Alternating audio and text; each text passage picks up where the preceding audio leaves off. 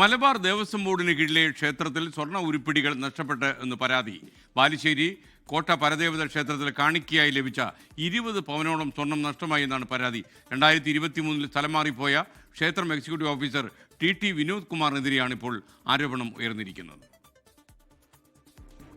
2016 മുതൽ 2023 വരെയാണ് ടി വിനോദ് കുമാർ ക്ഷേത്രം എക്സിക്യൂട്ടീവ് ഓഫീസറായി പ്രവർത്തിച്ചത്. ഈ കാലയളവിൽ കാണിക്കയായി ലഭിച്ച സ്വർണ്ണ ഉരുപ്പടികൾ നഷ്ടമായെന്നാണ് പരാതി. പിന്നീട് വന്ന ഓഫീസർമാർക്ക് വിനോദ് കുമാർ ക്ഷേത്രത്തിലെ ഉരുപ്പടികളുടെ കണക്കുകൾ കൈമാറിയിരുന്നില്ല. മൂന്നാമതായി എത്തിയ എക്സിക്യൂട്ടീവ് ഓഫീസറാണ് ഇതുമായി ബന്ധപ്പെട്ട റിപ്പോർട്ട് ദേവസ്വം ബോർഡിന് കൈമാറിയത്. ഇക്കഴിഞ്ഞ 18-ന് വിനോദ് കുമാറിനെ ക്ഷേത്രത്തിലേക്ക് വിളിച്ചുവരുത്തി ദേവസ്വം ബോർഡ് വെരിഫിക്കേഷൻ ഓഫീസറുടെ സാന്നിധ്യത്തിൽ പരിശോധിച്ചു.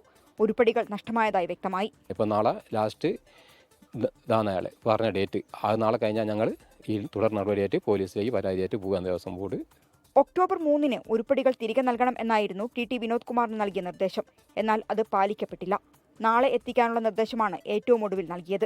നാളെയും ഇത് കൈമാറിയില്ലെങ്കിൽ നിയമ നടപടിയുമായി മുന്നോട്ടു പോകാനാണ് ക്ഷേത്രം ഭാരവാഹികളുടെ തീരുമാനം.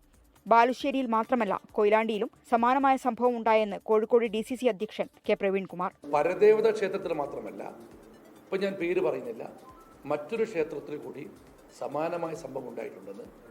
അപ്പോൾ അത് ഉണ്ടായിട്ടുണ്ട്.